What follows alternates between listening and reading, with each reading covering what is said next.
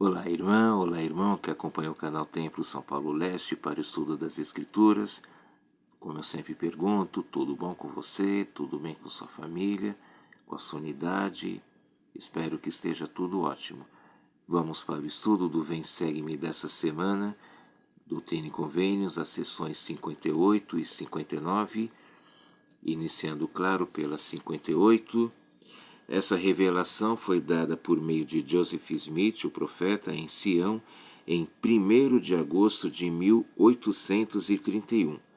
Os élderes, os primeiros missionários, viajaram para lá em Sião na expectativa de encontrarem uma cidade próspera e industriosa, com membros fiéis. Porém, o que encontraram foi um povoado com poucas as pessoas e sem nada da civilização. Que coisa, hein? O Senhor, na verdade, queria que eles, além de encontrar Sião, também a construíssem. E muitas vezes a gente quer receber tudo pronto, tudo já feito, mas o Senhor requer de nós que a gente possa também esteja disposto a fazer. A gente deve agir, vamos ver mais sobre isso mais para frente durante o estudo. E nos primeiros versículos da sessão, o Senhor orienta os élderes a vencerem as adversidades e serem obedientes. Vamos iniciar lendo o versículo 3.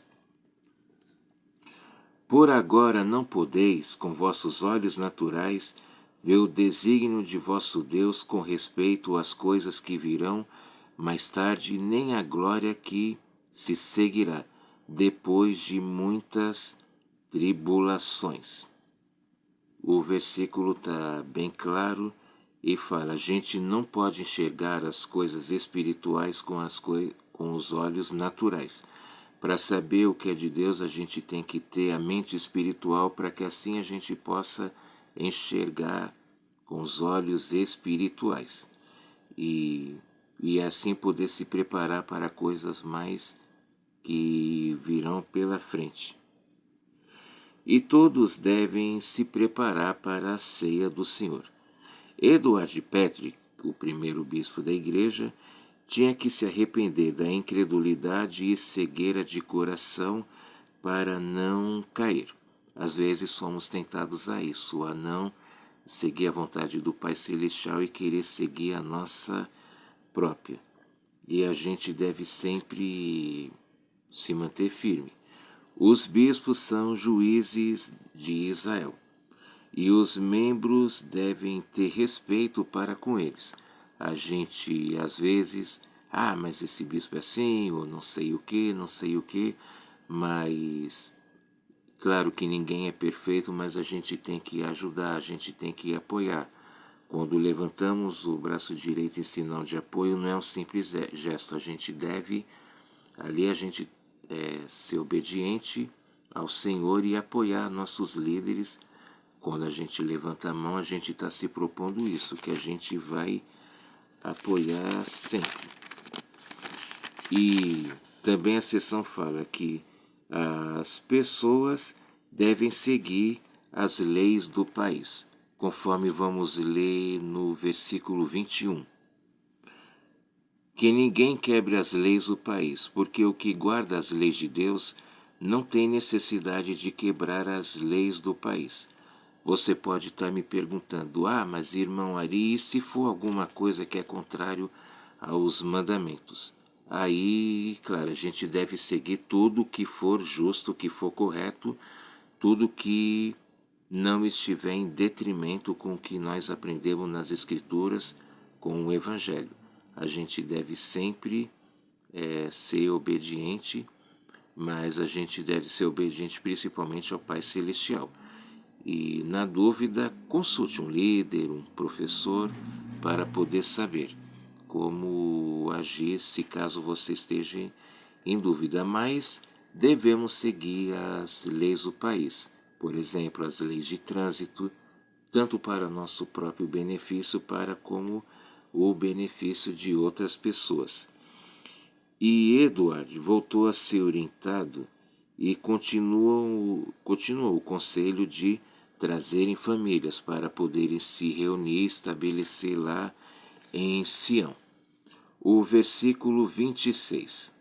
Vamos ver agora os conselhos que o Senhor inicia dando. Pois eis que não é conveniente que em todas as coisas eu mande, pois o que é compelido em todas as coisas é servo indolente e não sábio, portanto não recebe recompensa. Como sempre, o Senhor deixa muito bem claro o que é um servo indolente, alguém que não tem iniciativa para nada. E o Senhor deixa que o Senhor não faz todas as coisas, ele diz que não é prudente ele fazer todas as coisas porque ele deixou o livre-arbítrio e também nos deixou a oportunidade de poder servir. E quais são alguns exemplos que a gente pode, além dos chamados, evidentemente, nós também temos que ter atitude. Por exemplo, está faltando alguém ou um dia para os missionários receberem almoço, se a gente está em condições, se oferece. Eu mesmo já fiz isso, para que os élderes pudessem ser alimentados. Como eu sempre falo, está vendo uma lâmpada ou um ventilador ligado à toa, vai lá e desliga. Ou uma torneira aberta sem necessidade, vai lá e fecha. Um inário, alguma coisa caída no chão, tem atitude. Vamos ter. Eu estou incluído eu também nisso, tá, irmãs e irmãos? Vamos ter essa atitude, né? De a gente ter sabedoria e sempre ter proatividade. O versículo 27. Em verdade eu digo, os homens devem ocupar-se zelosamente numa boa causa e fazer muitas coisas de sua livre e espontânea vontade e realizar muita retidão. Nesse versículo também o que o Senhor está falando? Da gente ser diligente, de praticar obras. Esse é uma frase clássica que fala: os homens devem ocupar-se zelosamente numa boa causa, ou seja, além de servir na igreja, em nossos chamados e nossas designações, nós também temos que fazer coisas que são úteis, ajudar a nossa família, ajudar o próximo. Por exemplo, fazer um trabalho voluntário, pode ser num hospital de câncer, adulto ou infantil, hospitais em gerais, um asilo, um orfanato. Que o senhor fala, né? Existe muitas, inúmeras e infinitas oportunidades de poder servir e de fazer algo útil. A gente não deve ficar lá à toa na vida, sem fazer nada, só vendo o tempo passar. Aí o versículo 29. Mas o que nada faz até que seja mandado, e recebe um mandamento com o coração duvidoso, e guarda-o com indolência, é condenado. Mais uma vez o Senhor está deixando bem claro aqui, né? Tem gente que não faz nada até ser mandado, ordenado, e não é isso que agrada a Ele. Ele quer que nós tenhamos, acabamos de dizer, proatividade. Ou seja, ter atitude para fazer aquilo que é correto, aquilo que agrada ao Pai Celestial. Certo? Então, inclusive algumas vezes em aulas de jazz e tudo, falei isso principalmente para uma moça. Você vê se um rapaz é bom para casar, e uma moça também é boa para casar, se repara se esses jovens, se eles têm atitude, se numa atividade eles ajudam com berçário, com estacionamento, na limpeza da capela, não só lá em quem está todo enfeitado ou emperequetada lá para um baile. Então, é em atitudes que a gente percebe o caráter de uma pessoa, principalmente em relação ao Evangelho. E o Senhor também deixa bem claro, os desobedientes não serão inocentados. Ninguém que recebeu o Evangelho, recebeu a luz, vai poder dizer, eu não sabia, ou quem não procurou saber também. Quem é desobediente por vontade própria não vai ter as bênçãos e não vai poder herdar o maior grau de glória. Martin Harris deveria entregar o dinheiro ao bispo. William W. Phelps deveria se arrepender e cumprir o cargo ao qual foi designado, ou seja, ser tipógrafo e ser humilde.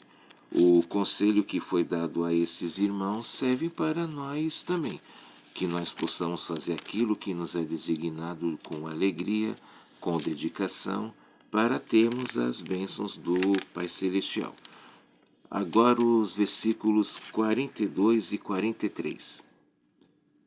Eis que aquele que se arrependeu de seus pecados é perdoado, e eu, Senhor, deles não mais me lembro. Desta maneira saberei se um homem se arrepende de seus pecados.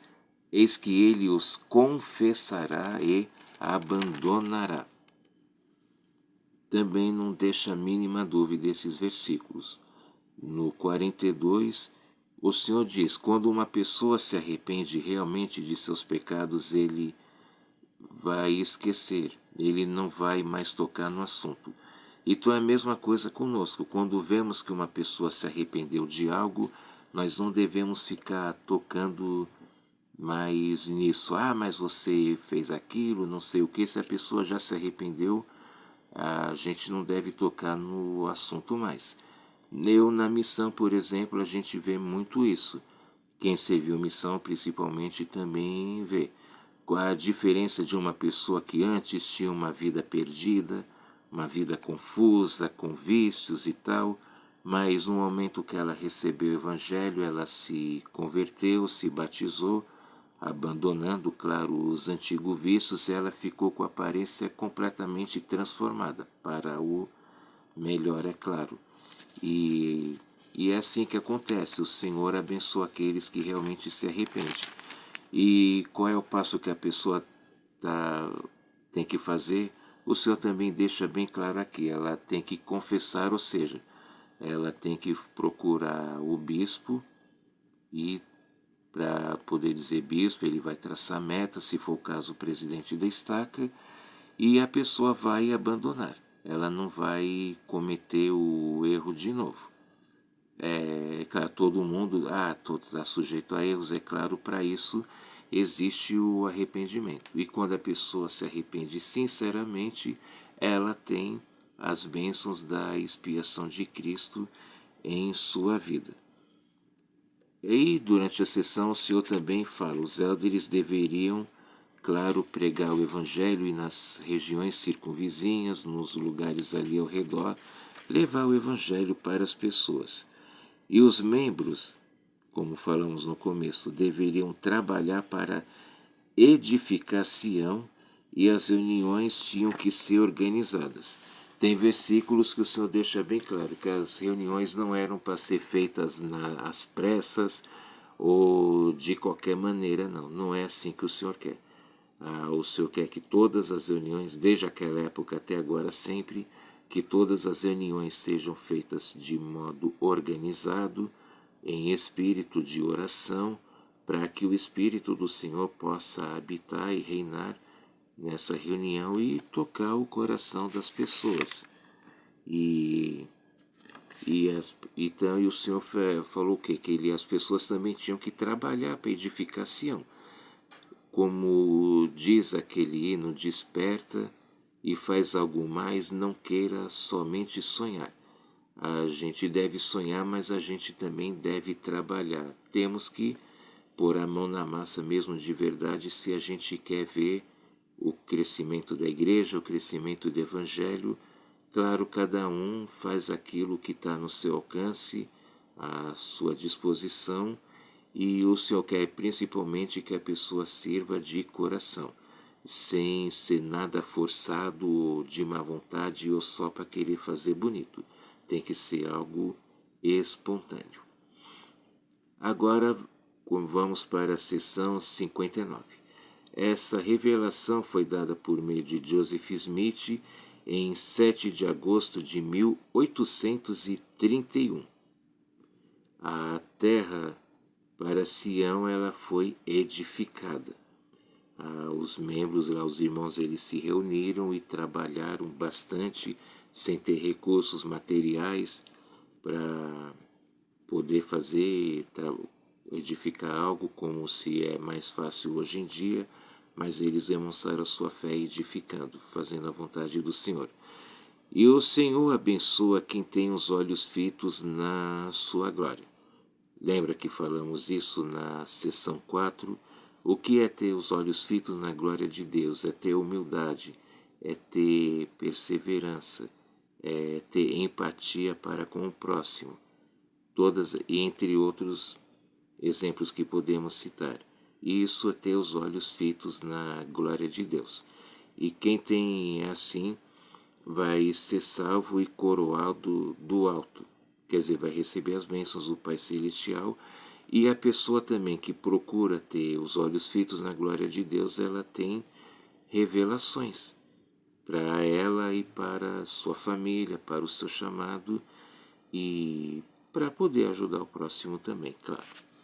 E continuam na sequência os conselhos.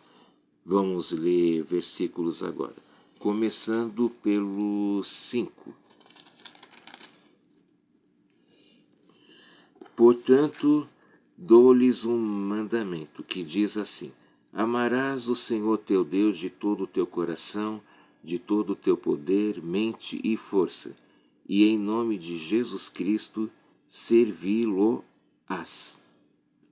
Esse é o primeiro grande mandamento, relembrando, os 4 primeiros dos 10 mandamentos falam justamente sobre como a gente deve e pode amar a Deus acima de todas as coisas, né? Que é guardar o seu dia santificado, honrar o seu nome, não ter outros deuses e assim vai. Então não deixa nenhuma dúvida, como o Evangelho é bem esclarecedor e essas revelações modernas. Aí, agora o versículo 6. Amarás o teu próximo como a ti mesmo.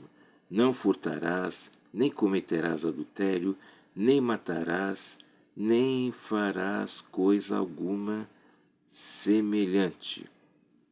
Aqui é citado mais algum dos 10 mandamentos. Ele fala de amar o próximo, como nós mesmos, começando como aqui também tem o mandamento de honrar a pai e mãe.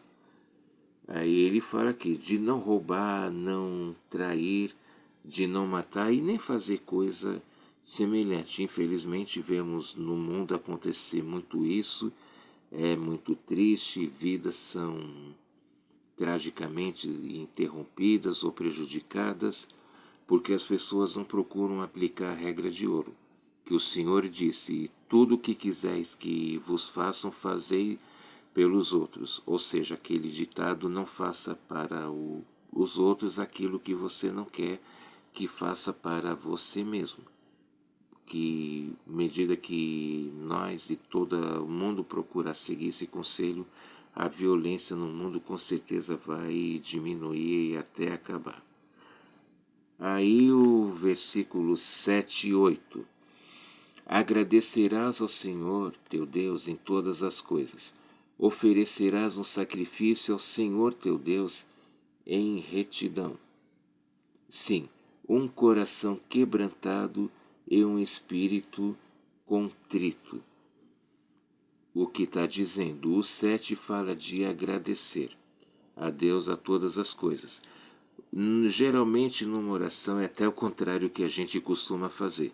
A gente agradece pouco e quando queremos principalmente algo a gente pede, mas e depois que nós recebemos aquilo que pedimos, a gente agradece da mesma forma e com a intensidade com que a gente estava pedindo? E existe infinitas coisas que nós devemos agradecer ao Pai Celestial. O dom de poder andar, ouvir, falar e se locomover. Pode parecer algo sem importância, mas quando a gente vê quantas pessoas estão aí com limitações físicas, seja lá qual for o motivo, o que elas não dariam para poder, né, não ter nenhuma dessas dificuldades. Para nós pode até parecer algo sem importância, mas para uma pessoa que está sem, é algo valioso. Como eu sempre digo também, agradecer o alimento, agradecer a segurança, o dia de trabalho, um estudo, temos uma capela e e por aí vai. E você, o que acha que nós devemos agradecer ao Pai Celestial? Deixe aí no seu comentário. E ele também fala no 8, né, de oferecer um sacrifício, ou seja, de ter um coração quebrantado, a gente fazer isso com pureza de coração, fazer com reverência, fazer com amor a Deus e com amor ao próximo. Existem várias formas da gente poder obedecer esse mandamento também. Aí o versículos agora 9 e 10. E para que mais plenamente te conserves limpo das manchas do mundo, irás à casa de oração e oferecerás teus sacramentos no meu dia santificado, porque em verdade este é um dia designado para descansares de teus labores e prestares tua devoção ao Altíssimo. Nesses versículos está falando o quê? De guardar o dia do Senhor, ou seja, o domingo. Fala para nós por que devemos ir para a capela, renovar nossos convênios, tomar o sacramento, aprender mais durante as aulas e também com discursos, testemunhos, que ele diz assim, para nos conservar limpos das manchas do mundo. Esse é um dos motivos pelo qual nós devemos frequentar as reuniões. E, relembrando lá os 10 mandamentos, esse é um outro, para poder ajudarmos a ser obedientes ao Pai Celestial, que ele fala, 6 dias trabalharás e farás toda a tua obra, mas o 7º dia é o dia de santificar ao Pai Celestial. Eu sei, existem pessoas profissionais, como por exemplo quem é da área da saúde ou da segurança, que precisa trabalhar os domingos, mas quando a pessoa precisa ir trabalhar, aí é um motivo justificável, mas quando procurar, quando tem uma oferta de emprego, eu sei que é complicado, mas procurar ir às reuniões tanto quanto for possível. E mesmo quem tem que trabalhar o dia domingo pode continuar guardando. Eu, por exemplo, dia de domingo eu gosto muito de músicas, mas é um dia que eu evito ouvir músicas, exceto os hinos da igreja, coro do tabernáculo e tal, para que nossa mente não desvie de agradecer e de obedecer ao Pai Celestial. E fala, e como ele diz, né, prestar nossa devoção ao Altíssimo, ou seja, de adorar ao Pai Celestial. O versículo 12. Lembra-te, porém, de que no dia do Senhor oferecerás tuas oblações e teus sacramentos ao Altíssimo, confessando teus pecados a teus irmãos e perante o Senhor. Ou seja, que o Senhor está falando, as oblações quer dizer o quê? Ofertas, sejam de tempo, talentos ou bens a serviço de Deus e do próximo. Mais uma vez até está enfatizando sobre o sacramento. E nesse dia podemos fazer nossas ofertas e ajudar no Evangelho da forma que possamos servir. Certo? E aí na sequência seguem mais conselhos para guardar o dia do Senhor. Ele fala, né? Não dá para lermos todos os versículos, senão ia ficar muito extenso. Mas ele dá vários exemplos aqui da gente já deixar a comida pronta e nesse dia evitar tudo que possa tirar nossa atenção do propósito que é de guardar o dia do Senhor. E o versículo 21. E em nada ofende o homem a Deus, ou contra ninguém está acesa sua ira, a não ser contra os que não confessam sua mão em todas as coisas e não obedecem a seus mandamentos. Que quer dizer que temos que sempre reconhecer o Pai Celestial em todas as coisas. que nós sempre devemos reconhecer que nós somos dependentes dele para tudo. E essa é uma das bem-aventuranças que falamos já em outra aula, que o Senhor disse, né, que bem-aventurados aqueles que são pobres de espírito. Esse pobre de espírito quer dizer uma pessoa que é humilde, uma pessoa que reconhece que ela depende do Pai Celestial para tudo e ela procura ser agradecida em tudo o que o Pai Celestial lhe cede de bênçãos. Então, esse foi o vídeo da aula de hoje. Eu espero de verdade que você goste. Compartilhe com seus familiares e amigos. E não esqueça de se inscrever no canal, deixar seu like e também fazer o seu comentário, que vai me ajudar bastante, tá bom? Muito obrigado, um grande abraço, até a próxima. Tchau.